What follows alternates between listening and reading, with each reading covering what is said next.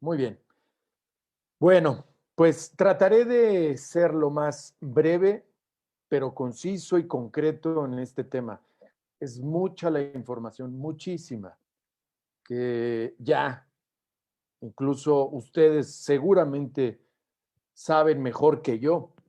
Ya posiblemente han leído varios libros, artículos y demás información que ya se encuentra, gracias a Dios, en la red y que los lleva a tener un sentido más crítico o una visión más crítica sobre lo que nos están tratando de, con lo que nos están tratando de adoctrinar, bombardear, ¿no? Entonces, bueno, permítanme darles la visión de un servidor sobre este tema.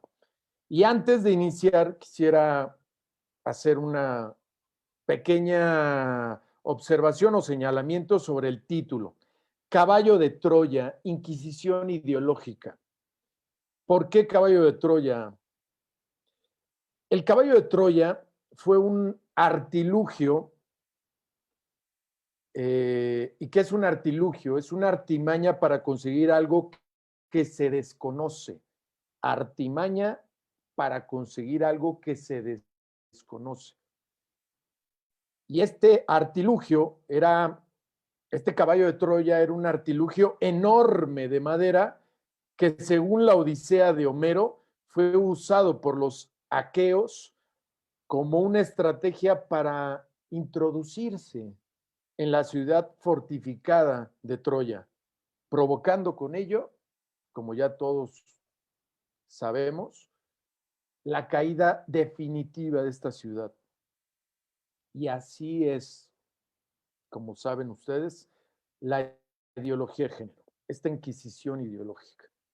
Hoy, bien sabido por todos, el caballo de Troya representa un engaño destructivo y algo creado como aparentemente agradable, pero que trae por dentro graves consecuencias, ¿no? Estos aqueos que estaban escondidos dentro de este artilugio, de esta ofrenda, de este regalo para los troyanos y que obviamente consiguieron la invasión de Troya y la caída de esta ciudad.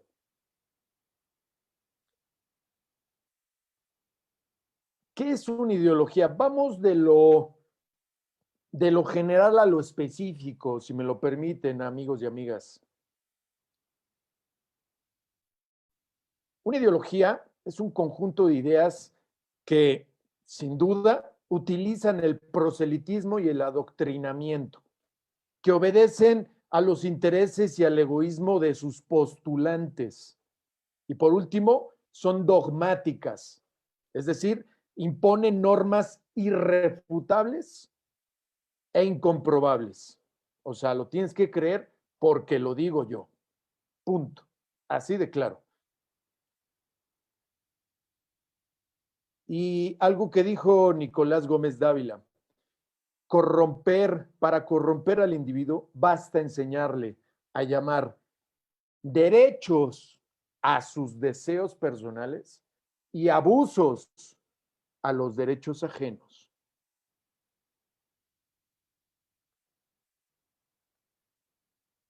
Ahora sí, ¿qué es la ideología de género?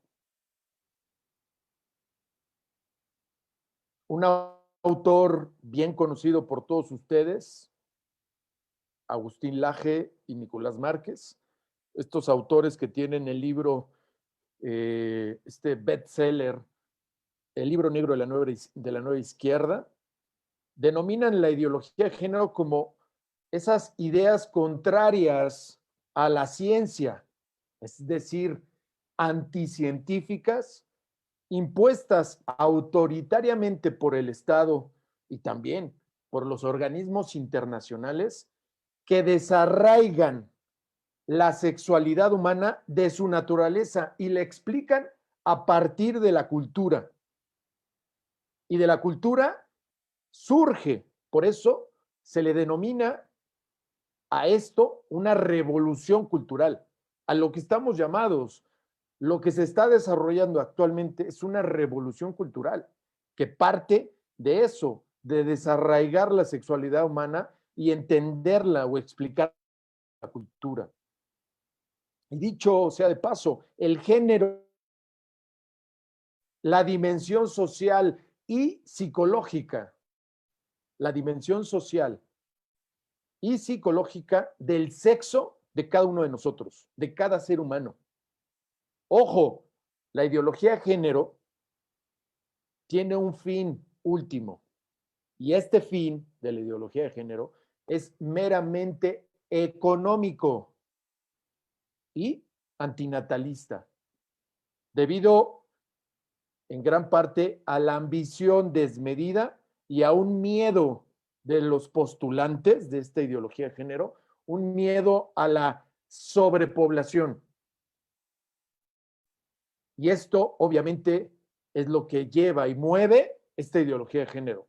No la mueve la inclusión, no la mueven los derechos sexuales y reproductivos, no la mueve los intereses de las minorías, no. Hay que decirlo claramente.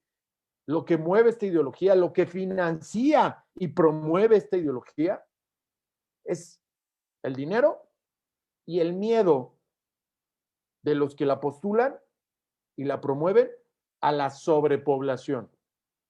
Voy a ser más claro más adelante. ¿Y cuáles son los postulados de esta ideología de género?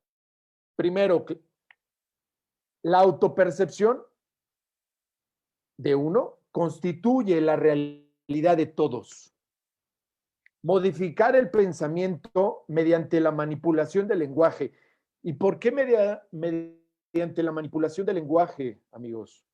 Porque nosotros, los seres humanos, pensamos con palabras. Las palabras le dan significado a los pensamientos. Si modificamos las palabras, modificamos el pensamiento, por ende. Alfonso López Quintás menciona cómo esta manipulación surge a través de las palabras y conceptualiza el término de las palabras talismán, cómo las palabras talismán van tomando un sentido, un poder en el pensamiento de las personas conforme va pasando y evolucionando el ser humano. O también conocidos como eufemismos. Un eufemismo que hoy en día está muy de moda es la homofobia. La homofobia como tal, el sentido, significado gramatical, no tiene nada que ver con el uso que se le está dando hoy en día a esta palabra. La etimología de la palabra significa miedo al hombre, no fobia a los homosexuales, pero sin duda están modificando nuestra forma de pensar a través de la modificación de nuestro lenguaje. ¿Cómo? Como ya lo mencioné, a través de estas palabras talismán o eufemismos. Tercero, negar la naturaleza, ya que todo es una construcción social, es un constructo social. Cuarto, imponer dogmas y falsos derechos, lo que también se conoce como el hipergarantismo. Ya todo tiene que ser garantizado, ya todo tiene que ser tu derecho. Si yo quiero, perdónenme el ejemplo, yo me quiero orinar en la vía pública, yo voy a buscar que se me garantice mi derecho a orinarme en la vía pública. Oye, pero eso es una falta a la moral y a las buenas costumbres, no me importa. Yo y mi lobby y mi grupo de amigos que les gusta después de la borrachera orinarse en la vía pública, vamos a hacer todo lo posible para que nos garanticen nuestro derecho a orinarnos en la vía pública. Ese es el hipergarantismo. Cualquier absurdo, cualquier trastorno, cualquier tontería que se le ocurra mañana a un ser humano, va a hacer lo posible porque se le garantiza su derecho a eso. Y sin duda, también, redefinir la familia.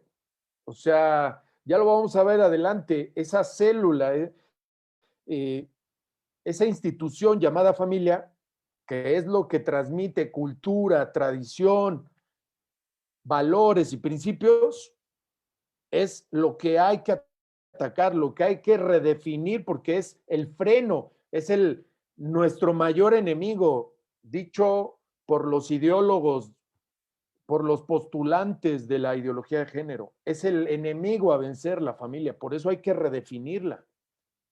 Y por último, el poliamor. Prácticamente reducir algo tan bello, tan sublime, tan maravilloso, tan trascendental como es el amor, reducirlo al mero placer, al objeto de placer.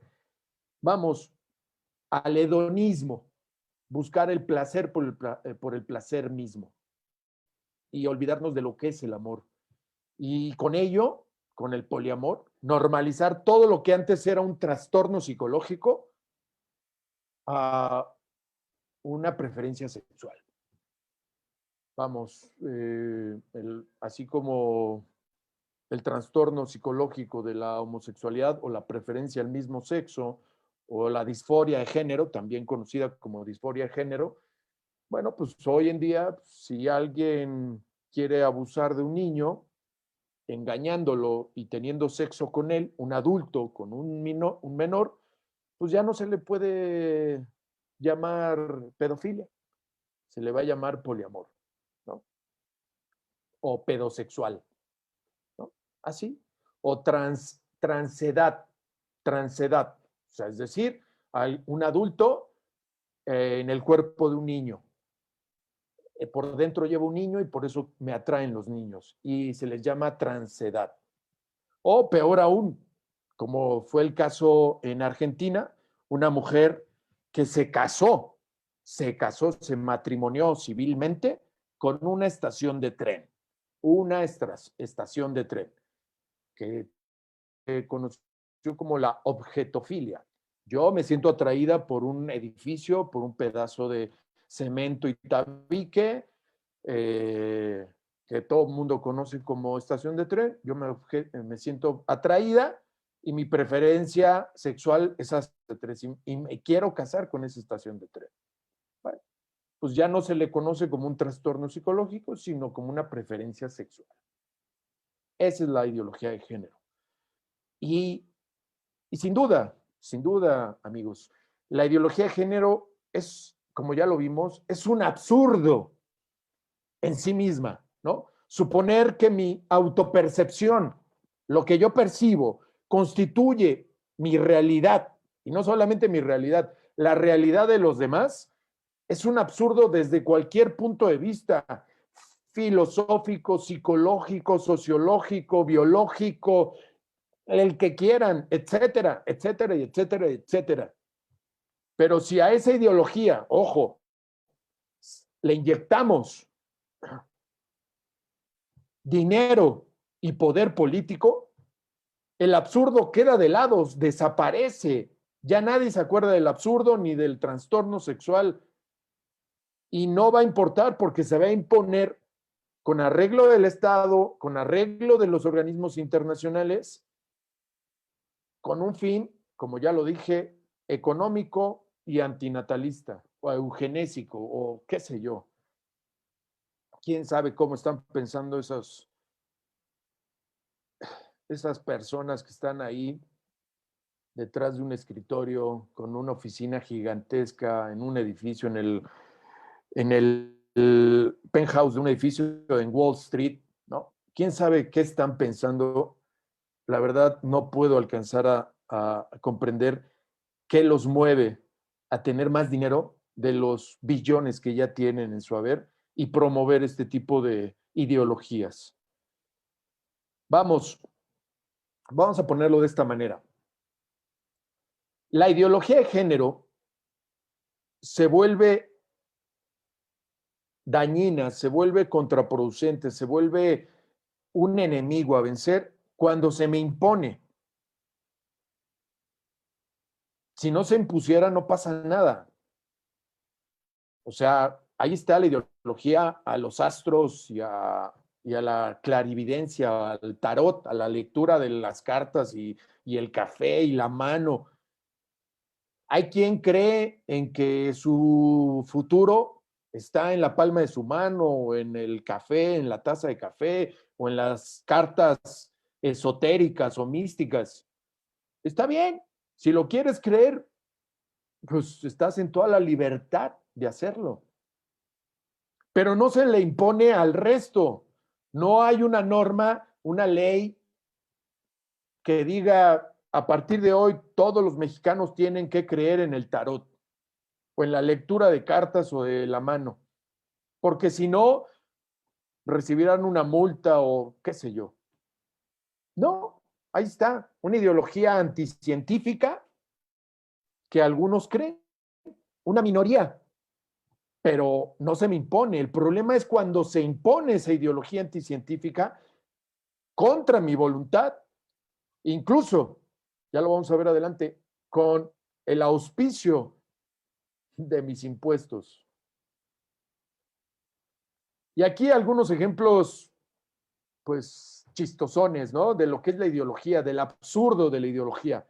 Me identifico como un transeconómico, es decir, persona con gustos de un rico, pero atrapada en un cuerpo de pobre, ¿no? O sea, me identifico como hijo de Carlos Slim.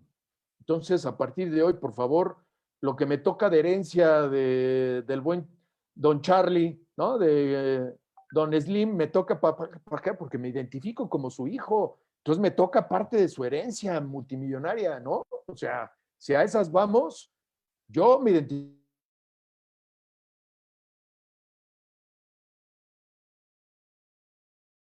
Entonces, me toca, ¿no? Esa parte.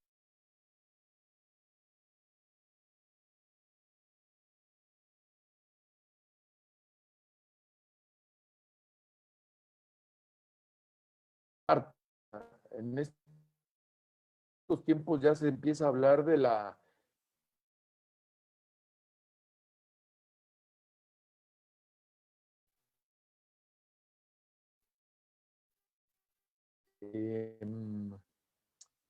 eh, contra contra las personas obesas. Imagínense, ya llegamos al grado en que ahora hay discriminación contra las personas eh, obesas, ¿no? Entonces, soy transgordo. Ah, caray, ¿cómo es eso? Nací y me siento delgado, pero estoy atrapado en el cuerpo de un gordito. Gordito para que no se escuche tan feo. Entonces, vamos, llegará el momento en el que no podamos hablar con la verdad porque cualquier ignorante se va a sentir ofendido. Con toda la caridad lo digo, con toda la caridad. O sea, ya llegará el momento en el que no vamos a poder expresar ninguna idea, ninguna palabra, porque cualquier persona va a decir, eso que dices me ofende, ¿no? Decía Chesterton, o sea, llegará el momento en el que se va a tener que desenvainar la espada, o sea, sacar la espada de su funda para tener que establecer que el pasto es verde. Porque habrá quien diga, no, el pasto no es verde y eso que, y porque tú lo dices que es verde me ofende. Ay, canijo, a ese grado vamos a tener que llegar, yo creo. Ya lo decía Chesterton hace ya algunos años. Entonces, caramba, a eso estamos llegando. Y bueno, aquí el tema es la percepción y el adoctrinamiento, no tanto la libertad. ¿Y a qué me refiero? A ver, que la ideología de género sea una doctrina anticientífica no tiene problema alguno. Han existido doctrinas anticientíficas por montones desde hace muchos años y seguirán existiendo doctrinas anticientíficas, ya que la libertad de una persona de autopercibirse o de percibir la realidad como le plazca debe ser, sin duda, siempre respetada esa libertad de percibirse o percibir la realidad como le plazca. Eso no es el problema. aunque en el fondo pudiera ser un problema. ¿Y a qué me refiero con esto? Pues una niña que está delgada, pero se autopercibe gordita, evidentemente todos los que estamos aquí viendo esto y cualquier persona con, digo, con un razonamiento coherente, claro, podría saber que si una niña está delgada, casi en los huesos, y se percibe gorda, sin duda tiene un trastorno alimenticio y hay que llevarla con un especialista. Entonces, tú podrás tener la libertad de autopercibirte como quieras, pero si esa autopercepción te está dañando, va contra tu salud y tu vida, pues no podemos decir, ah, sí, claro, que se perciba como gordita, no hay problema. No, total. Un día se va a morir de no comer. No, pues ¿cuál es el problema? Pues obviamente no, ¿verdad? Obviamente no. Requiere de toda la ayuda y la colaboración de la sociedad, empezando por los padres. El verdadero problema, amigos, es cuando la autopercepción de una persona o de una minoría, en este caso, se impone de manera autoritaria por el Estado, como ya lo dije, y los organismos internacionales, a una sociedad, vamos, a una mayoría, ni siquiera a una sociedad, a una mayoría de esa sociedad. Por ejemplo,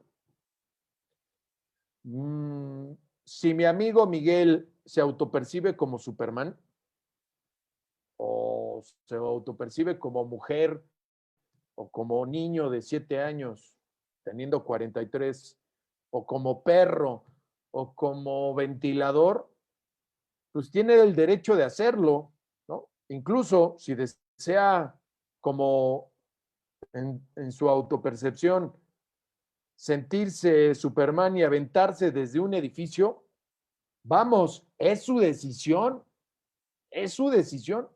Puedo no estar de acuerdo con él y a pesar de que sé que se va a hacer daño, vamos, se va a morir, ¿no? Eso obviamente sabemos que es suicidio y la sociedad sale en su auxilio y dice, no, brother, no te avientes del edificio, te vas a morir. No, pero es que yo me autopercibo como Superman. No, a ver, agárrenlo y llévenlo a un hospital, ¿no? Eh, porque este tipo en verdad tiene un tornillo zafado y hay que ayudarlo. O sea, tiene un trastorno. Pero vamos, suponiendo, es su tema, es su asunto y no tendría por qué afectarme a mí. Si él se quiere suicidar a pesar del apoyo y la ayuda que le brinde los expertos y la sociedad, yo mismo, y aún así se suicida, bueno, pues es un tema suyo. ¿Cuándo se vuelve un tema mío? Cuando el Estado, los organismos internacionales, todo el, digamos, el establishment, ¿no? El establishment, el Estado, el poder económico, político y social, debido al lobby que hizo mi amigo Miguel, junto con otros más, que se autoperciben como superhéroes, crean una ley que me obliga, sin duda, me obliga a participar de la autopercepción de mi amigo Miguel y de sus demás super amigos locos. Y si no quiero, obviamente, y si digo, Miguel no es superhéroe, no es Superman ni sus super amigos, me van a decir que soy un supermanofóbico si no creo autopercepción. E incluso el Estado me va a obligar a pagarle su traje de Superman y su salón de la justicia donde se van a reunir los superamigos. Y todo esto con mis impuestos. Además, el Estado crea un plan de estudios para enseñarle a mis hijos a adoctrinar que pueden ser Superman como mi amigo Juan, ¿no? Y que pueden aventarse de un edificio sin hacerse un rasguño. Ahí se vuelve mi problema. Vamos, la libertad no es el problema. sino la imposición de la doctrina anticientífica en este caso, de mi amigo Juan. Y esto presupone que existe una élite intelectual que nos debe reeducar y enseñar cómo percibir a partir de ahora, de mi amigo Juan, cómo percibir ahora la realidad, ¿no? Y vivir con inclusión para ser mejores personas. Es que si no aceptas a tu amigo Miguel como Superman, entonces no eres inclusivo. Si no le dices Superman a tu amigo Miguel, eres un fascista, y eres un mal ser humano, incluso eres un mal católico que no vive a Jesucristo. Él no pregonó eso nunca.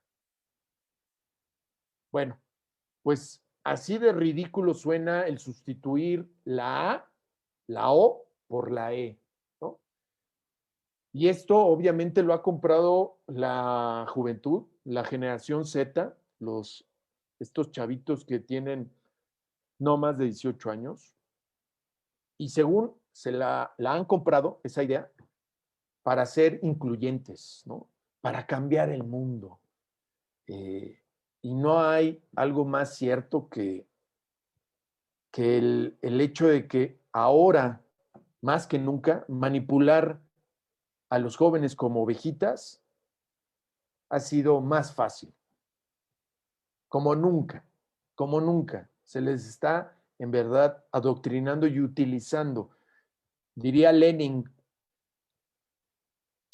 son los idiotas útiles. Así él acuñó este término en aquella revolución bolchevique, en aquellos años del comunismo, ¿no? Y del marxismo, como estos idiotas útiles fueron pues, los que llevaron a consagrarse en el poder a este régimen. Y que hoy en día seguimos viviendo estas consecuencias. Por eso, ya volviendo un poco a la ideología de género, hay muchos homosexuales hoy en día, que incluso yo conozco, que están en contra de la ideología de género. Y lamentablemente muchos heterosexuales que por ser políticamente correctos están a favor de la ideología de género. Si una persona flaca, como ya lo dije, se percibe gorda, se le ayuda a superar su trastorno mental.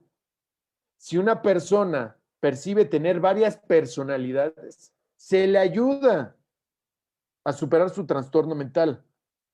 Pero, sin duda, si un niño se percibe como niña, lamentablemente, se le aplaude y se le reconoce, se le hormoniza y se le mutilan sus genitales sanos. Esa es la ideología de género. ¿Por qué si a una mujer que tiene sin duda el trastorno de autopercibirse gorda cuando está flaca y se le canaliza a un experto, ¿por qué a un niño que obviamente, no libremente, o no de manera libre, pero se autopercibe como niña, ¿por qué se le tiene que aplaudir y por qué se le tiene que apoyar para que reciba hormonas y se le mutilen sus genitales? ¿Cuál es la diferencia? Ya lo vamos a ver adelante, o más bien, como ya lo dije al inicio y lo vamos a profundizar adelante. El tema es meramente económico y antinatalista.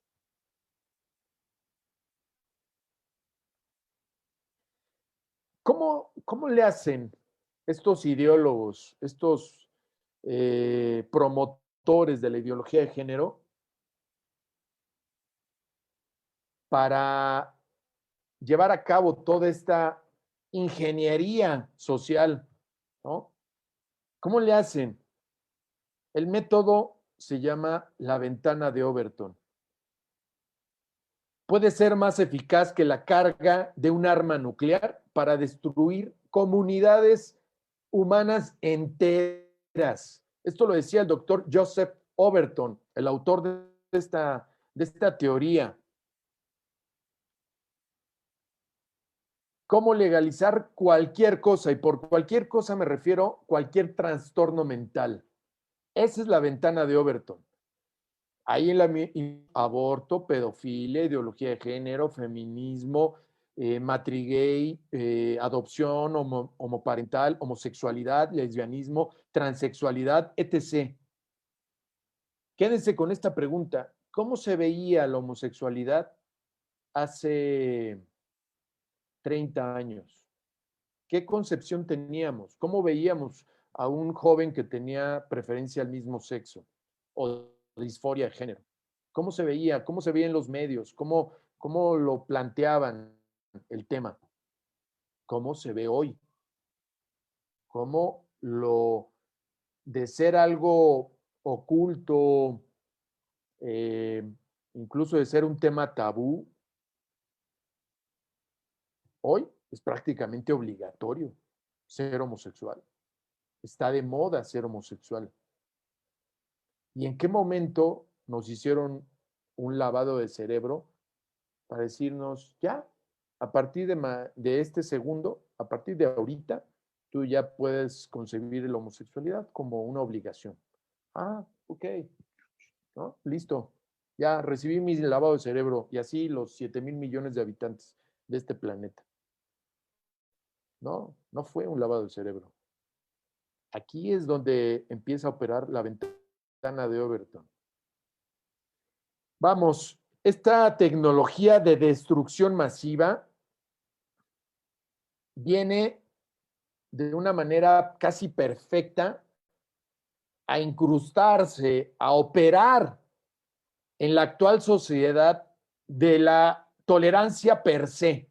Todos debemos de ser tolerantes, todos, y tolerar todo.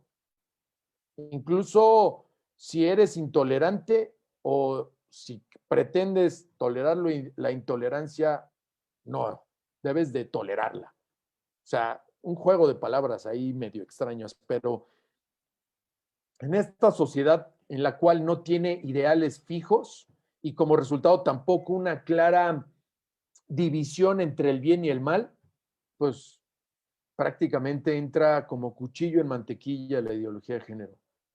Y existe esta técnica para cambiar la actitud de las masas, esa actitud popular, hacia conceptos que incluso la misma sociedad, las mismas masas consideraban inaceptables. La nueva definición de tolerancia es permitir que una minoría redefina todo para todo el mundo a fin de complacerlos a ellos. Si no estás de acuerdo con esa minoría, eres intolerante. Entonces, para ser tolerante o políticamente correcto, tienes que estar de acuerdo con lo que digan ellos. Así de claro, ¿no? Ese es el nuevo concepto de tolerancia. Por eso, esta ventana de Overton, amigos, comienza en una primera etapa. ¿Cómo legalizar lo impensable? Lo que jamás pasó por tu mente, ¿cómo lo vas a legalizar? Desde una acción repugnante e inmoral hasta ser aceptada por las masas y la ley, la propia ley. Eso no se consigue mediante un lavado de cerebro, como les decía, sino mediante o incluso, vamos, un lavado de cerebro suena muy de ciencia ficción, pero tampoco mediante un régimen dictatorial, ¿no? Ya llego yo al poder y establezco que todos deben de ser homosexuales por obligación, por ley. No, tampoco. Sino se consigue a través de técnicas más sofisticadas de manipulación y que han sido efectivas gracias a su aplicación coherente, sutil y progresiva, sin que la misma sociedad se dé cuenta de este proceso.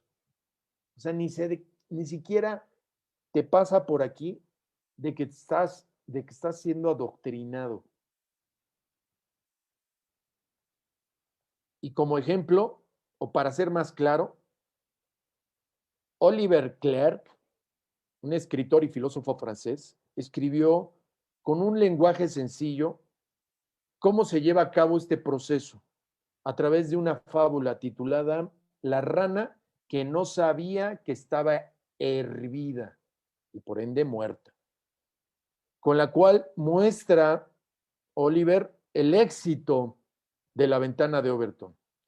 Esta fábula está basada en una ley física que dice, si se pone una rana en una olla con agua fría, fría o tibia, y lentamente se calienta el agua de esta olla a una velocidad de cocción de 0.02 grados por minuto, hasta que hierva el agua, la rana se quedará quieta, disfrutando de ese jacuzzi y morirá al final sin haberse dado cuenta que estaba muerta o que se estaba muriendo lentamente. En cambio, si echamos la rana en agua hervida, obviamente la rana va a pegar un brinco y va a buscar librarse de ese peligro. Así somos nosotros, amigos. Somos como esa rana que estamos siendo asesinada a 0.02 grados por minuto, lentamente, sin darnos cuenta,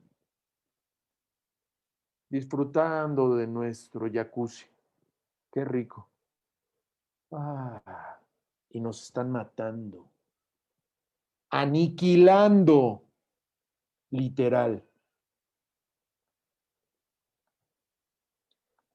Primera etapa de La ventana de Overton. De lo impensable a lo radical. Vamos a poner como ejemplo el canibalismo, ¿no? Y vamos a buscar transformar la opinión pública de respecto, ya vemos, respecto al canibalismo. En esta etapa, el tema está en su nivel más bajo en cuanto a la aceptación popular. Por ello se traslada el tema a la esfera científica, entre comillas, ya que los científicos no tienen temas tabú, pero sí declaraciones autorizadas ante la opinión pública. Por ello, los científicos comienzan a discutir el tema libremente sobre las bondades de comer carne humana, o sea, canibalismo per se, y los rituales, llamamos, exóticos de las sociedades caníbales o de las comunidades caníbales, como la sociedad leopardo en África o los Corowai en Nueva Guinea y otras más comunidades caníbales, de caníbales, haciendo incluso estos científicos, haciendo simposiums, documentales vamos, en Netflix, artículos periodísticos, notas en revistas indexadas, etcétera, ¿no? O sea, poniendo el tema a la discusión científica. Y el tema del canibalismo deja de tener ya el morbo y el tabú, y ahora se convirtió en un tema de investigación científica y en una plática que ya empieza a sonar en cafés, bares, reuniones familiares, ¿no? Oye, ¿qué opinas del canibalismo, no? O sea, ya se empieza a hablar sobre el canibalismo, ¿sabías? No, sí, no sabía. Y empieza a sonar en las redes sociales, en fin. Aquí, amigos, es cuando ya el proceso de la ventana de Overton ha comenzado a operar. Así de claro. Segunda etapa, de lo radical a lo aceptable, ¿no? En esta etapa ya se está imponiendo el canibalismo de una manera más clara, al modificar el pensamiento a través del lenguaje, lo que les decía, pensamos a través de palabras. Si modificamos el lenguaje, las palabras, vamos a modificar el pensamiento de las personas. Nosotros, sin duda alguna, pensamos con palabras, ya que no podemos pensar sin ellas. Y entonces, si cambian las palabras, se cambia el pensamiento de las personas. Y como la palabra canibalismo se escucha feo, hay que crear un eufemismo, ¿no? Para quitarle el miedo a la gente. Ah, no, es que si te dices, si dices que eres caníbal, me da miedo, ¿no? Eh, Pienso en Robinson Crusoe, ¿no? Y los caníbales con los que se tuvo que enfrentar. Y no, eran los malos, ¿no? De la historia de Robinson Crusoe. Entonces hay que quitarle la palabra, lo feo a la palabra y hay que crear un eufemismo. Y entonces separas la palabra de su verdadero significado y la sustituyes por la antropofilia. Órale, qué bonito suena. Así de bonito ha de ser comer carne humana, ¿verdad? Sí, sí, sí, la verdad es muy sano y saludable. Y entonces ya no se trata de comer personas, sino de un gusto refinado, de comer nosotros que somos carnívoros, ¿no? Herbívoros y también comemos carne, pues también se vale comer carne humana para probar, ¿no? Ojo, pero si alguien se niega a hablar de ello o está en contra de la nueva, el nuevo eufemismo antropofilia, se le considera un hipócrita intolerante y esto justificará que se cree una nueva enfermedad mental llamada antropofobia. Ay, canijo. Y entonces, así como la homofobia, ahora se crea una fobia llamada antropofobia. Y entonces, si estás en contra de los pobres, de los caníbales, o más bien de los antropofilios, eres un antropofóbico. Y listo, ¿no? Ya empiezas a etiquetar a los que están en contra, nuevo gusto o gusto refinado. Ahora pasamos en la etapa 3 de lo aceptable a lo sensato, imponiendo el canibalismo. Sin duda, en esta etapa se muestran circunstancias mitológicas o simplemente inventadas, como sucede en algunas películas, como la película El Hoyo de Netflix, donde justifican el canibalismo por la supervivencia de los ahí metidos en ese hoyo, en ese edificio, donde va bajando un elevador con comida y ya después de que se acaba la comida, pues empiezas a comerte el de al lado, ¿no? A tu compañero, porque van por dos, por piso. Y entonces, ¿qué busca Netflix? Este promotor de los antivalores busca ir normalizando en la mente de los espectadores el canibalismo, ¿no? Y entonces, obviamente, estas circunstancias se crean y en su caso, ¿no? Habrá gente que diga, oye, pero si hubo gente en la historia de la humanidad que comió carne humana, ¿no? Por necesidad. No, pues sí.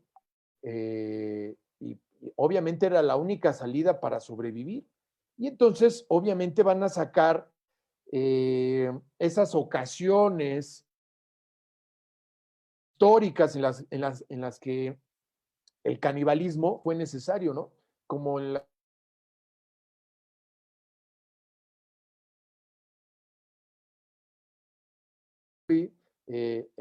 la cordillera de estos uruguayos que tuvieron que comer carne humana. Entonces dijeron, pues total, ¿no? O sea, si ellos pudieron para sobrevivir, vamos a justificar el canibalismo, ¿no? Perdón, la antropofilia, ¿no? Porque obviamente sí se puede, y más en estos casos. Entonces, si hubo quienes lo hicieron por necesidad, pues nosotros lo podemos hacer por gusto. Pues, ¿cuál es el problema, no? Y con esto se crea un precedente como prueba de que se puede normalizar el canibalismo o incluso legalizarlo. Y para respaldar esta etapa, los expertos empiezan a promover ideas como el comer personas está genéticamente justificado, en circunstancias apremiantes se puede recurrir al canibalismo, perdón, a la antropofilia. El hombre libre, tiene el derecho de decidir qué come. Nadie me debe, nadie me debe de imponer que puedo comer. Y de ahí pasamos ya a la cuarta etapa, mis amigos, donde los medios de comunicación, estos medios masivos, las redes sociales, los influencers, los personas, figuras públicas, artistas y demás, apoyan ya abiertamente la antropofilia. Y la antropofilia se vuelve tema de películas, series de TV, letra de canciones, incluso caricaturas, ¿no? Y vamos, para reforzar esto, este apoyo mediático, incluso estas series o películas ganan Óscares, ganan Grammys, las canciones, o sea, hay que darle todo el apoyo mediático a todo aquel que se atreva a manejar en sus películas, todo aquel director o productor que hable sobre la antropofilia. Y hay que darle premios y estímulos económicos. Entonces, para justificar a los antropofílicos, que ustedes y yo sabemos que son caníbales, se recurre a crearles una imagen en las películas y series, una imagen positiva de víctimas, ¿no? Hay que victimizar a los pobres antropofílicos, alegando que ellos no tienen la culpa de querer comer carne humana, que Diosito, la naturaleza los hizo así de caníbales, ¿no? Perdón, de antropofílicos. Y por otra parte, a los antropofóbicos hay que crearles una imagen negativa de victimarios, de hipócritas, intolerantes, psicópatas que quieren quemar en leña verde a los antropofílicos. Y entonces prácticamente divides a la sociedad. Los divides en bandos, los que están con los caníbales y los que están contra los caníbales. Divide y vencerás. Ya decía una máxima. Y la quinta etapa, de lo popular a lo político.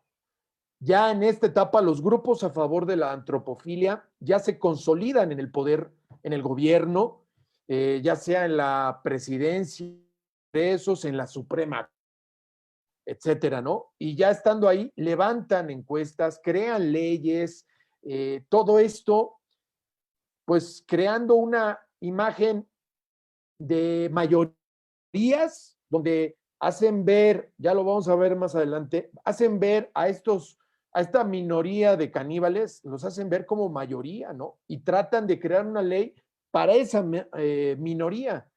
Y entonces, lo que van a buscar es imponer por la fuerza del Estado un nuevo dogma. Es decir, la prohibición de comer carne humana está prohibida. O sea, no puedes prohibir que alguien se coma a su vecino, ¿no? Se coma la pompi de una amiga, ¿no? La asesine y se haga un negocio de carnicería. No, ya no puedes prohibir comer carne humana. Tienes que permitir comer carne humana. En este punto, la sociedad ya, hay que decirlo, amigos, ha sufrido ya una ruptura profunda, una grave ruptura en sus normas de convivencia, en sus valores y principios. Y estas normas y principios han sido no solamente destruidas, han sido sustituidas por nuevas y progresistas normas de convivencia. La ventana de Overton es la técnica, hay que decirlo, la técnica preferida de los que se hacen llamar libertarios, de ese liberalismo a ultranza, de ese liberalismo extremo que funciona debido a esa tolerancia extrema a ultranza que elimina todo tabú. Tú eres libre de hacer lo que quieras, lo que quieras. Esa es la herramienta preferida de los libertarios. Cuidado con esos libertarios. En verdad, entre ellos Gloria Sánchez. No, Gloria Álvarez. Esos libertarios, cuidado, porque en el fondo lo que están buscando es prácticamente imponer este tipo de aberraciones, de trastornos. Aunque un gobierno haga una ley dando permiso a los burros para que vuelen, no por eso a los burros les salen alas. Lo dijo el padre Jorge Loring, en paz descanse. Ojo, ojo, mis amigos, esto se está poniendo interesante. Vamos a ver hacia dónde va esto. En una sociedad tolerante, la llamada libertad de expresión se ha convertido en la deshumanización y ante nuestros ojos se eliminan uno a uno todos y cada uno de los límites que protegen a la misma sociedad, a la raza humana, de su propia autodestrucción. De su propia autodestrucción. Por esa libertad, ese libertinaje, esa tolerancia a ultranza, nos estamos destruyendo a nosotros mismos. Y aquí hay algo que se llama espiral del silencio. Si ellos no nos pueden silenciar, van a tratar que nos autosilenciemos. Ya cuando nos damos cuenta, mis amigos, que vamos hacia la autodestrucción, ¿qué van a hacer los medios masivos? ¿Qué van a hacer los gobiernos, los organismos internacionales, los lobbies? Van a hacer lo posible porque nosotros que ya nos dimos cuenta hacia dónde va este negocio de la ideología de género, van a tratar que nos autocensuremos. Y es un fenómeno, esta de la espiral del silencio, es un fenómeno psicopolítico, que consiste en, si yo percibo que mi opinión es igual a la opinión de una mayoría de personas, buscaré expresar mi opinión en público, sintiéndome seguro y valiente, ¿no? Tranquilo de expresar lo que pienso, porque confío que mi opinión será aceptada por esta mayoría. Pero, ojo, si percibo que mi opinión es igual a la opinión de una supuesta minoría y no de una mayoría mediáticamente hablando, o sea, es decir, si mi opinión, veo que es parte de una minoría supuesta provida, ¿no? Y que no es igual a una mayoría mediáticamente mayoría pro aborto, sucede todo lo contrario. Y tiendo yo a autocensurarme. Y no será necesario que el Estado, que los medios, que los organismos internacionales me censuren, ya que experimentaré una reacción psicopolítica de autocensurarme al percibir que mi opinión no será aceptada por esa supuesta mayoría de gente, decidiendo al final que será mejor no expresarme, ¿no? Para evitar problemas. Aquí la palabra clave es la percepción, como ya lo había dicho, ya que el tener la percepción de que existe una mayoría no significa que ésta sea real. O sea, tener la percepción de que hay una mayoría pro aborto en mi mente no significa que sea real. Y quienes juegan con nuestras percepciones aquí en la mente son los que tienen el poder de mostrar la realidad social. Y ellos son los medios masivos de comunicación. Son quienes juegan con la percepción de mayorías y minorías.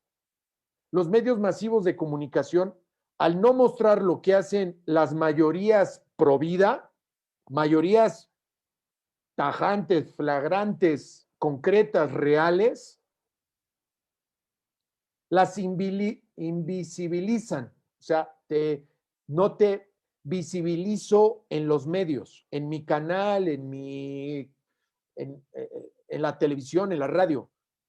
Y entonces, para que estas mayorías se perciban como minorías, y así estas mayorías se autocensuran. Pero por el contrario, los medios masivos, al mostrar lo que hacen las minorías,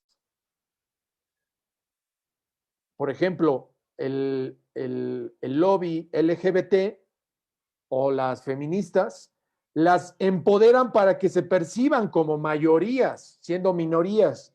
Y entonces así estas minorías continúen con su agenda, se empoderen, salgan a las calles a vandalizar los templos y los monumentos históricos, haciendo creer ellos mismos, las minorías LGBT y feministas, le hacen creer de esta manera a políticos y a medios o incluso a empresas, a marcas, que ahí están sus votos y sus consumidores.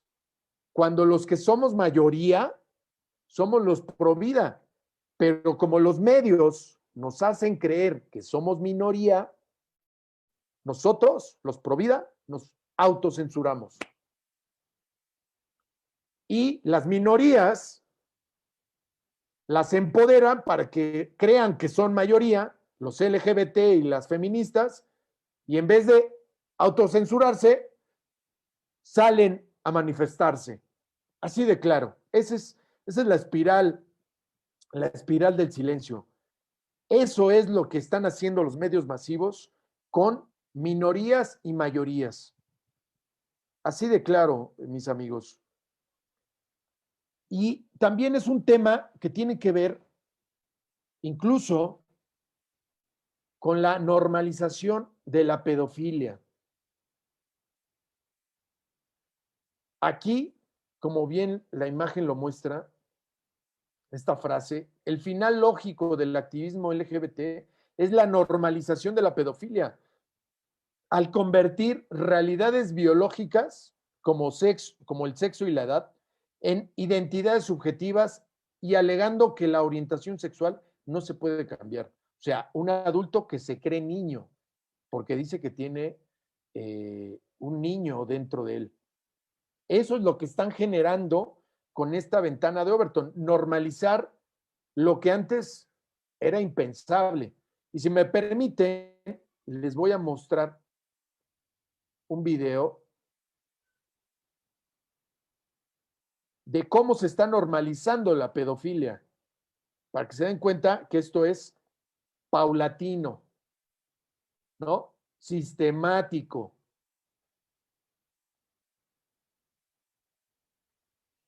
Like every other sexual orientation, pedophilia can have. Permítanme, creo que no se está viendo. Denme un segundo. Ahora sí. The other sexual orientation, pedophilia can have different characteristics. For example, it can be heterosexual, can be homosexual, bisexual. Some pedophiles are exclusively attracted to children. Others are not exclusively attracted to children, but they are also sexually interested in adults. But their main sexual interest lies within children. Only if this main sexual interest is given, we talk about pedophilia. Chances every one of you knows at least one pedophile are higher than that you don't know anyone. We haven't found out yet why pedophilia occurs. There are biological, social, and psychological factors to it. It occurs unrelated to socio-economical status and unrelated to educational level. So generally speaking, anyone could be born a pedophile. According to current research, pedophilia is an unchangeable sexual orientation, just like, for example, heterosexuality. No one chooses to be a pedophile. No one can cease being one. The difference between pedophilia and other sexual orientations is that living out this sexual orientation will end in a disaster.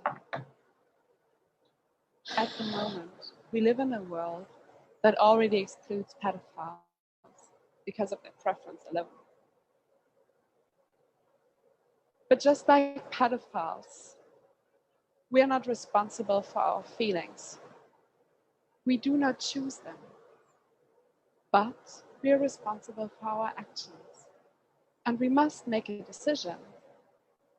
It is in our responsibility to reflect and to overcome our negative feelings about pedophiles and to treat them with the same respect we treat other people with. We should accept that pedophiles are people who have not chosen their sexuality and who, unlike most of us, will never be able to live it out freely if they want to lead an upright life. We should accept that pedophilia is a sexual preference, a thought, a feeling, and not an act. We should differentiate between child sexual abuse and pedophilia. No one is responsible for their feelings. Perdón que voy a cortar el video por cuestiones de tiempo, pero ideas muy básicas, o por lo menos que menciona esta chica con un lenguaje y un volumen de voz que me llega al corazón, en verdad me llega al corazón, cómo lo plantea, cómo lo presenta, caray, en verdad, wow, al escucharla, quiero ser un pedófilo. ¿Qué están tratando de hacer los medios, mis amigos? Normalizar algo que de raíz es aberrante, es un trastorno mental y requiere, sí, sin duda, tenemos que respetar a todo ser humano, pero si tienes un trastorno, tienes que canalizarlo con un experto a un hospital psiquiátrico. No puedes dejarlo libre. A una niña que tiene un trastorno alimenticio, puedes dejar a su suerte en su casa que se muera de hambre, literal que se muera de hambre. Tienes que llevarla con un experto, internar, igual a un pedófilo. No puede salir ahora a decir que no es responsable de sus actos, que es una preferencia sexual, que nadie nace siendo pedófilo, pero que nosotros debemos de aceptar a los pedófilos. O sea, tenemos que aceptar que que quiera violar a mi hija de 7 años. Ah, no, pero es que una cosa es el abuso sexual infantil y otra cosa es la pedofilia. Entonces, ¿qué están haciendo los pedófilos? Simple, bajo la edad sexual, o sea, la edad para decidir con quién acostarse, ¿no? La bajo para que de 18 años, que es ya la edad en la que una persona puede decidir si tiene sexo promiscuo con otra persona, pues la bajamos a 15, o ¿por qué no a 12? Pues total, ¿cuál es el problema, no? Todos somos libres de hacer lo que queramos, no importando la edad. Y entonces un niño de 12 años va a acabar decidiendo, con base en engaños, va a acabar decidiendo libremente que se quiere acostar con un señor de 70 o de 50 o de 60. Y el señor no va a poder ser perseguido por la ley como pedófilo. Pues si el niño de 12 años decidió libremente, él me eligió, él quiso estar conmigo. ¿Cuál es el problema? Ahí está el problema. En este video que vimos, te la plantean como ellos no son responsables de sus sentimientos, No, ellos son víctimas. Lo que les decía con la ventana de Overton. Ellos son víctimas de las circunstancias, de la naturaleza que los hizo así. Hay que dejarlos vivir libremente su sexualidad, su preferencia sexual. Hay que dejar que tengan sexo con una niña de 7 años, o de 8, o de 9, o de 10. ¿Cuál es el problema? Ese es el problema, mis amigos. Ese es hacia donde nos está llevando la ideología de género.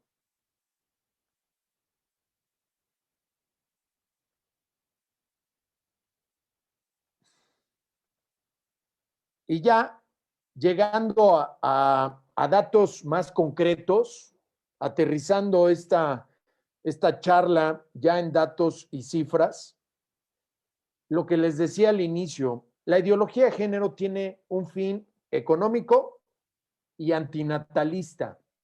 No más, no se diga más. Y vamos a empezar por un antecedente. A inicios de los años 50, la élite del poder económico y político del primer mundo aprovechó el inicio de la revolución sexual con Alfred Kinsey y el libro El comportamiento sexual del varón, del hombre varón.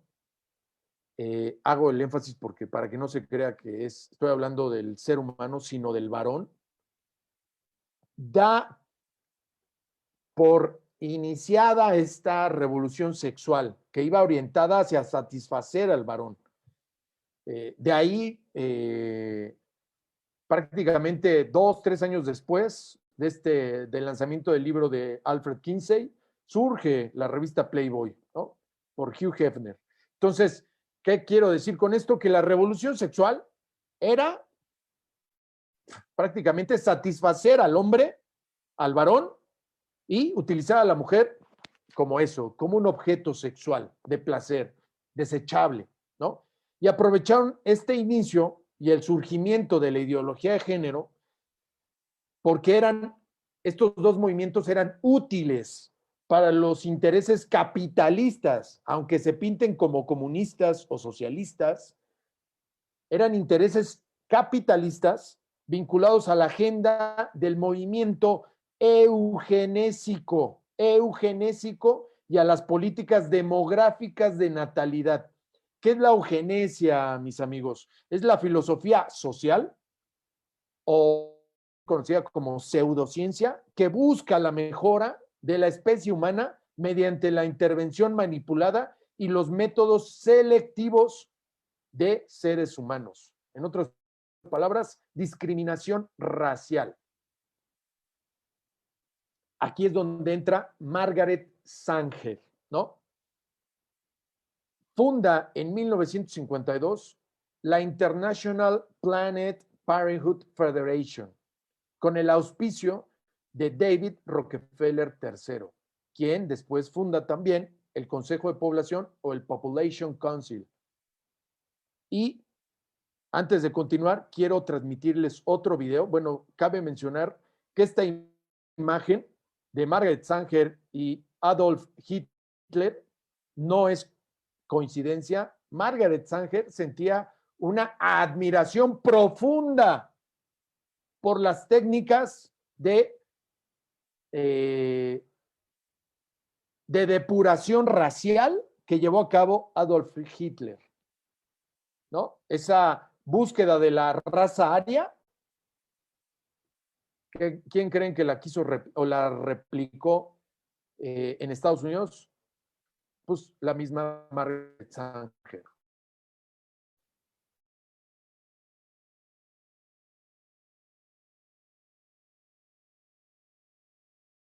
El mismo genocida Adolf Hitler. Y aquí les voy a pasar un video para que conozcan de una manera más clara quién es Margaret Sanger. Permítanme.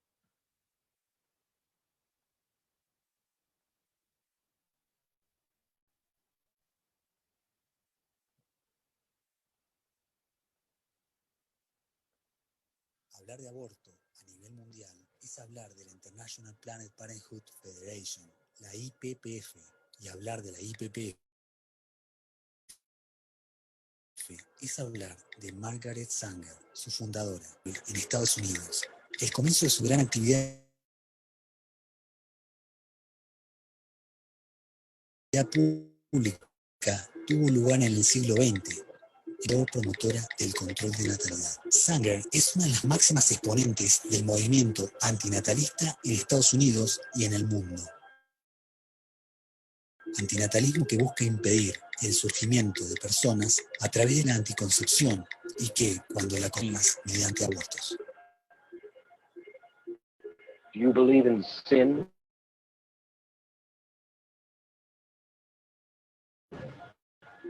When I say believe, I don't mean to believe. I think the greatest sin in the world is bringing children into the world that have disease from their parents, that have no chance in the world to be a human being, practically.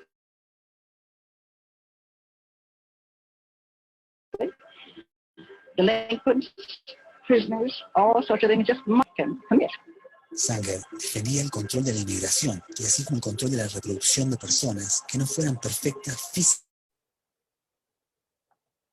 Ubicada en Brooklyn, Nueva York, que posteriormente, en 1921, terminaría convirtiéndose en la Federación Americana para la Planificación Familiar.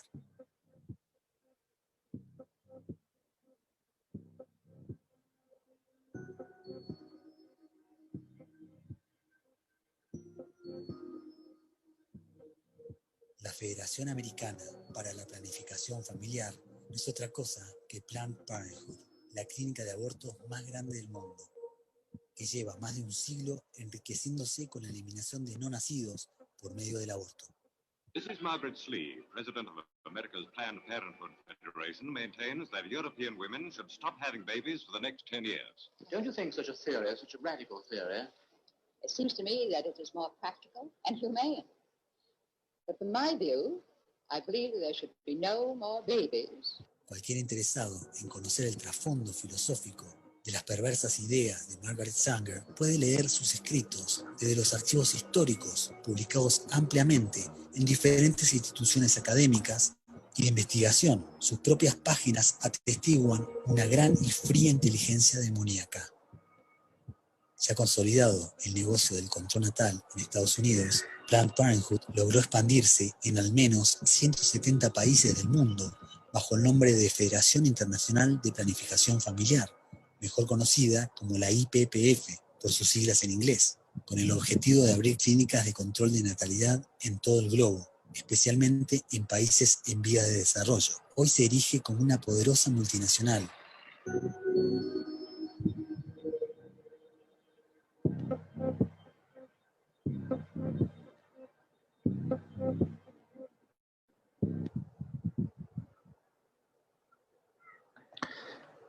Ella es Margaret Sanger, ¿no?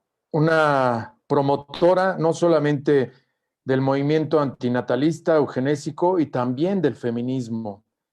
Entonces, para que conozcamos un poco más de esta mujer y cómo ha llevado este movimiento a niveles pues, insospechados mundialmente hablando.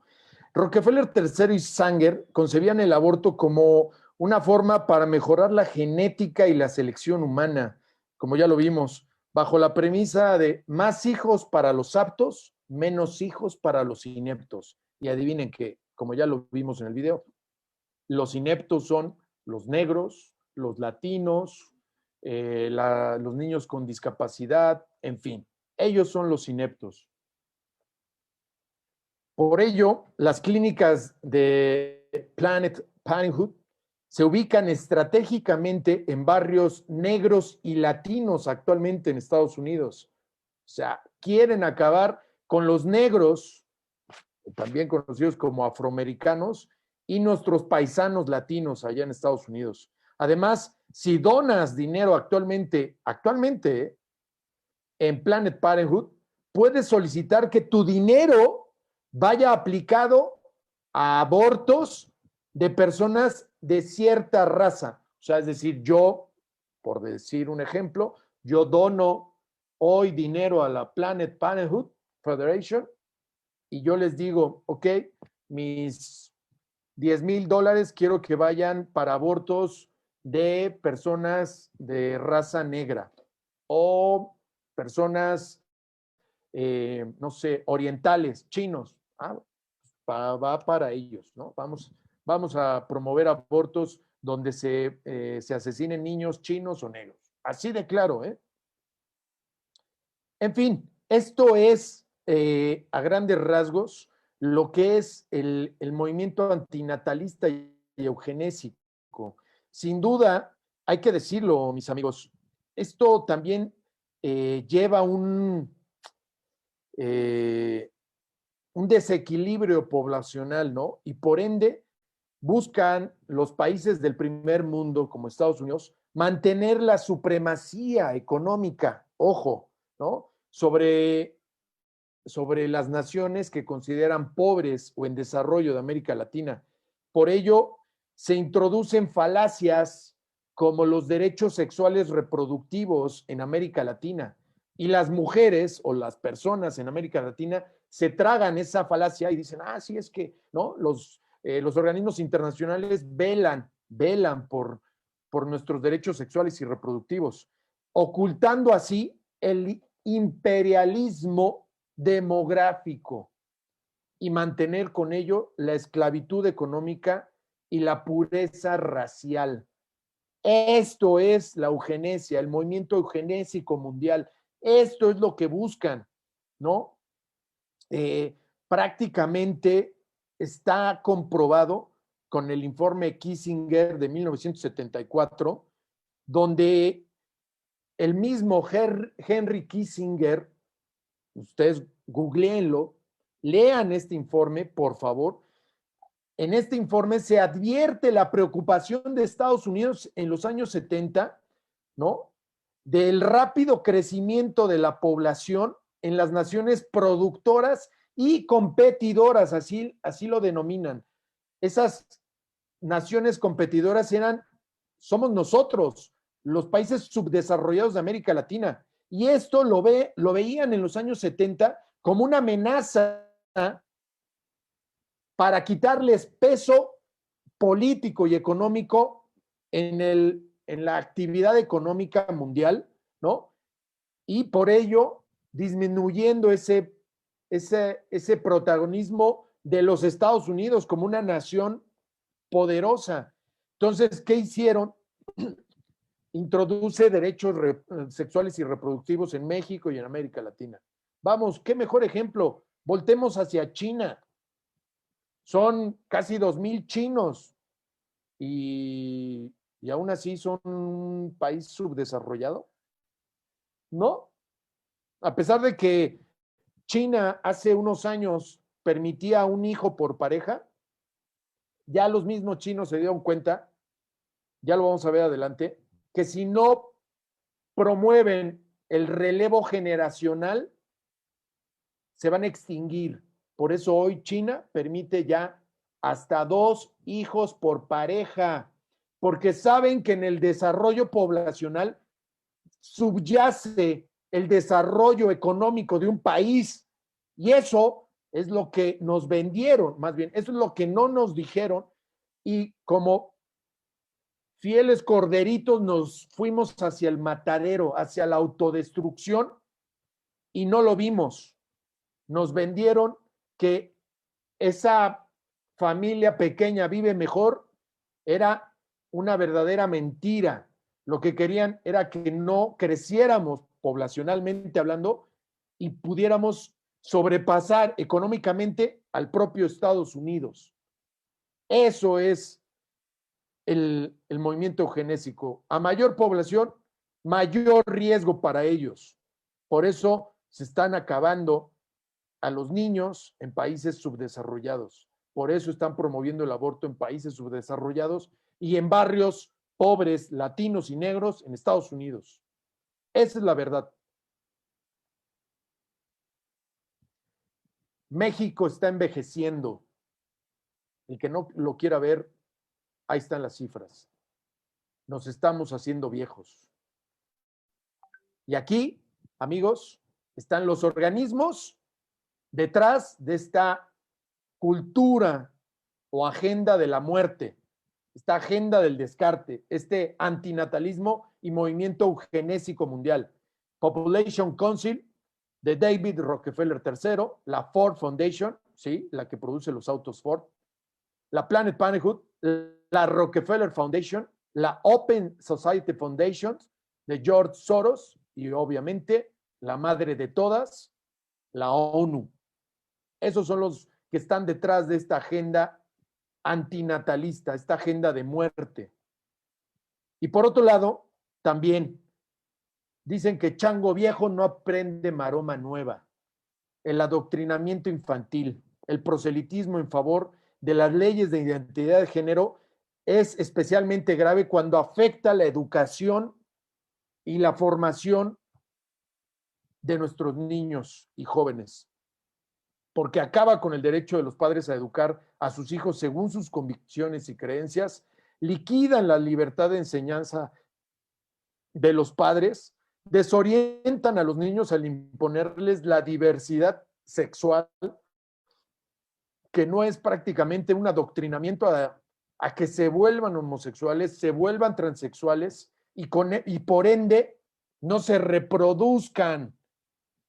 Eso es lo que está detrás, no los sentimientos del niño, si se identifica como niña, si se siente más cómodo vistiendo con un vestido. No, lo que a ellos les interesa es que ese niño, cuando crezca, no se reproduzca. Así de claro. Discriminan a la familia natural y imponen otros modelos con fines antinatalistas, ¿no?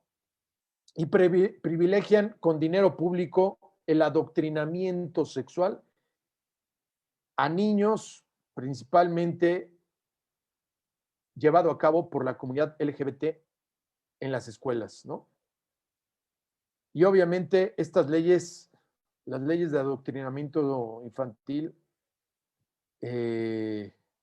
impactan directamente en estos niños que son los más indefensos, más maleables, son unas esponjitas y reciben todo, y obviamente será más fácil con el tiempo que estos niños hagan lo que estos lobbies y estos detentadores del poder económico político se les antoje.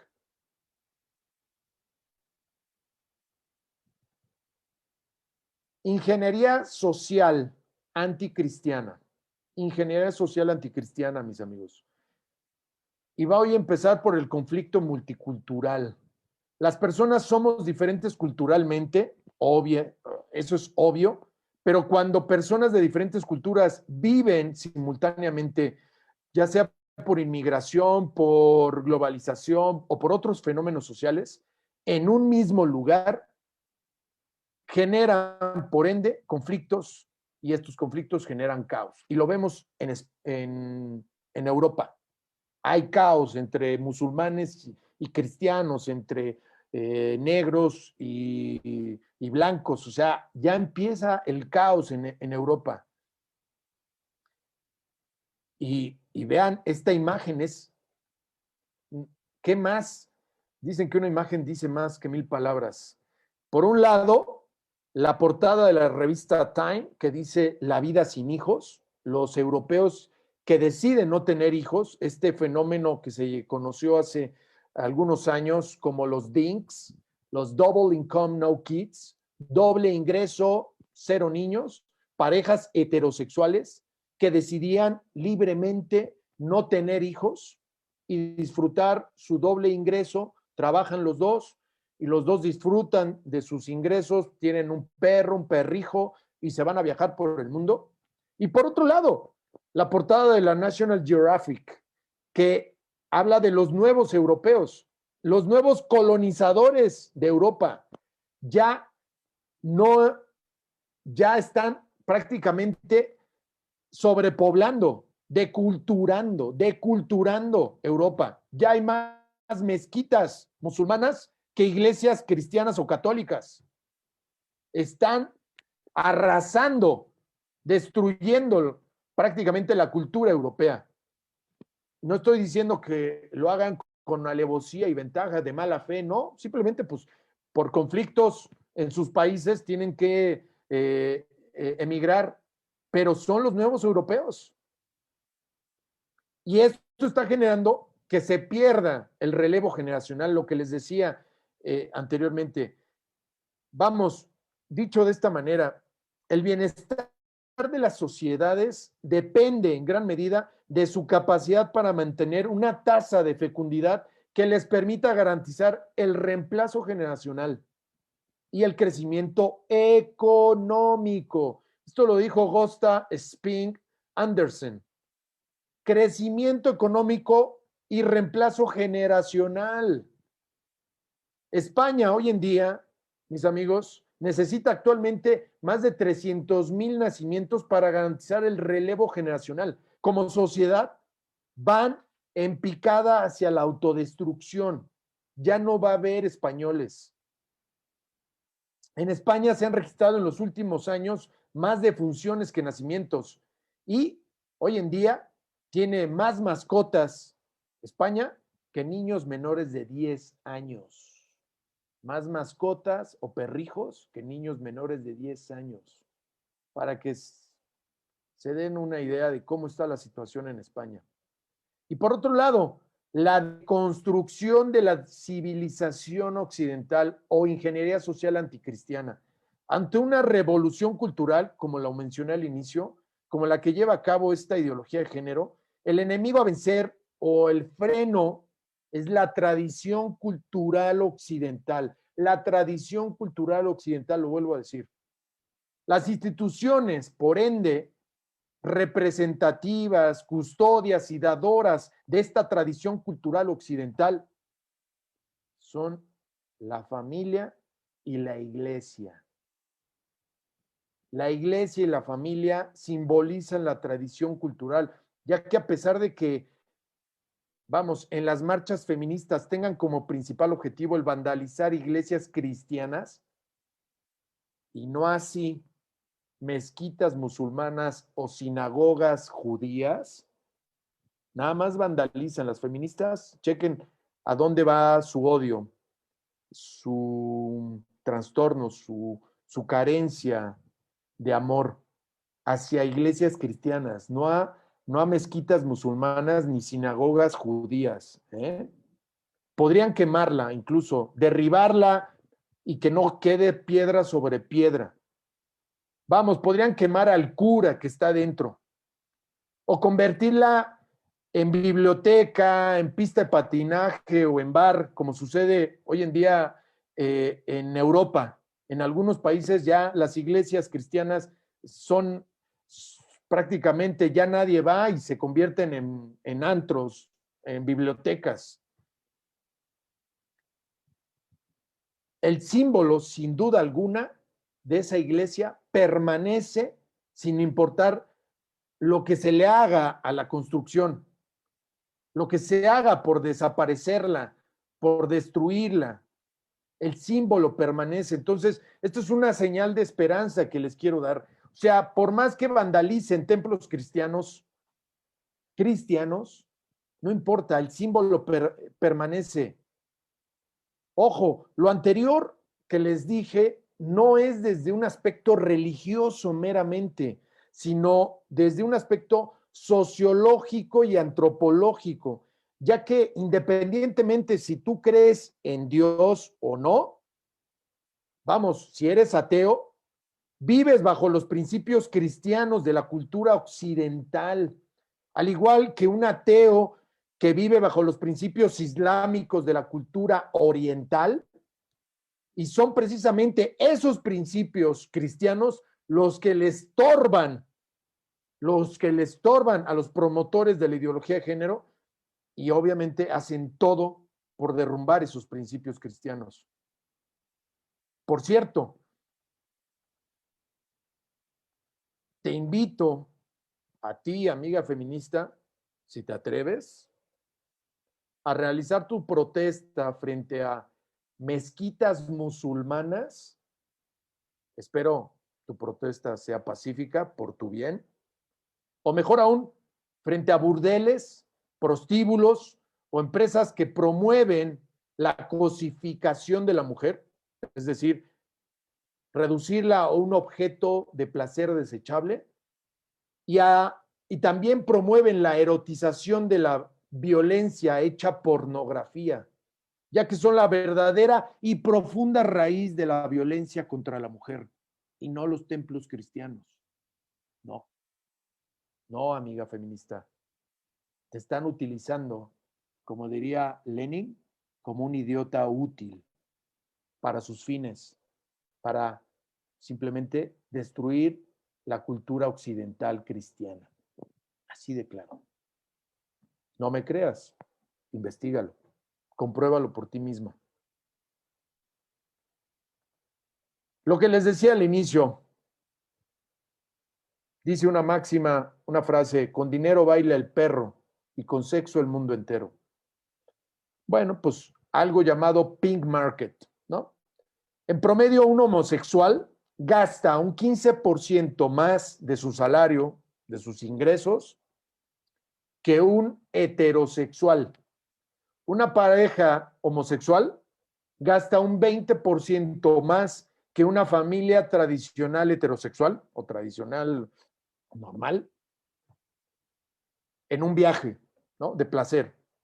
¿Por qué? Porque la pareja homosexual pues, no tiene hijos, a lo mejor tiene un perrito, un perrijo, y pues todo el dinero que lleva se lo gasta en souvenirs, en comidas, restaurantes, antros, visitas, en fin.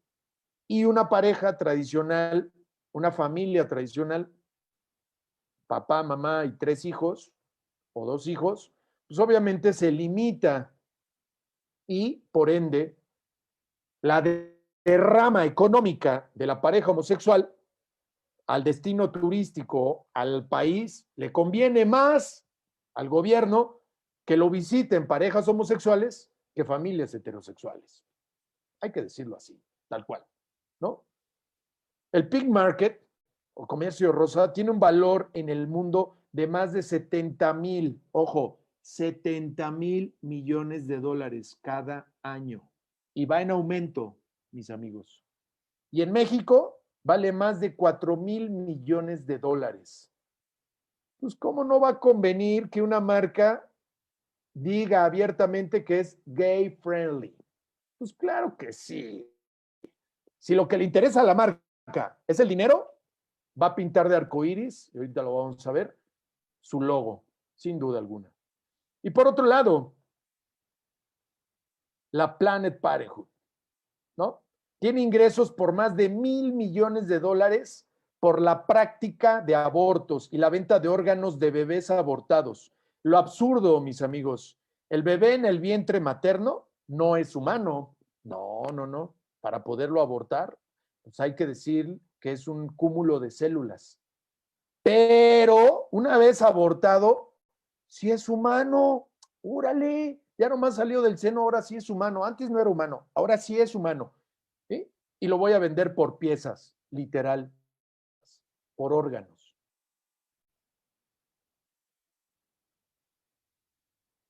La misma empresa en el mismo mes. Gay friendly igual a hipocresía. Dicho de otra manera, orgullo conveniente para mis intereses. Del lado izquierdo, su logo, el de PlayStation Arabia, sin los colores del orgullo LGBT. Del lado derecho, mismo logo, PlayStation España, con los colores del orgullo LGBT. Ah, mira. ¿Por qué? Porque a la izquierda es lo que muestra en Occidente, ¿no? Perdón, a la izquierda es lo que muestra en Oriente y a la derecha es lo que muestra en Occidente. Esa es la hipocresía de las marcas gay friendly, ¿no? Otro ejemplo, Volkswagen. Volkswagen Canadá con los colores del orgullo LGBT. Volkswagen Inglaterra, igual, de arcoíris. Ah, pero Volkswagen Dubai, no le pongo colores, no vaya a ser que me demanden o me linchen o me cierren el changarro. Otro ejemplo, Mercedes-Benz, BMW, Cisco, Lenovo, Bethesda, todos, cuando se trata de Occidente, LGBT. Pero nada más estamos en el Medio Oriente, no vaya a ser que pierda dinero, que los árabes no me compren mi producto, mi servicio, entonces mejor no me pinto de arcoíris allá, más vale, ¿no? Recuerda, amigo, el Occidente cristiano, aunque hoy ya no tan cristiano, construyó las sociedades más tolerantes. Tanto es así que solo en nuestras sociedades, muchas aún con mayoría cristiana, se puede denigrar, ofender, burlarse y legislar leyes contrarias a la fe cristiana, incluso vandalizar los templos cristianos y no así las mezquitas musulmanas. Intenta hacer eso en China, en la China comunista o en el Oriente Medio islamista y literalmente arriesgas tu vida. Por favor, amigos, no se traguen la propaganda progresista que está adoctrinando al occidente. Los cristianos no somos intolerantes, no, simplemente no nos unimos a la tendencia politizada, colectivista del momento con el fin de que el establishment lleve a cabo su agenda y obtenga millonarias, billonarias ganancias económicas. Y hasta aquí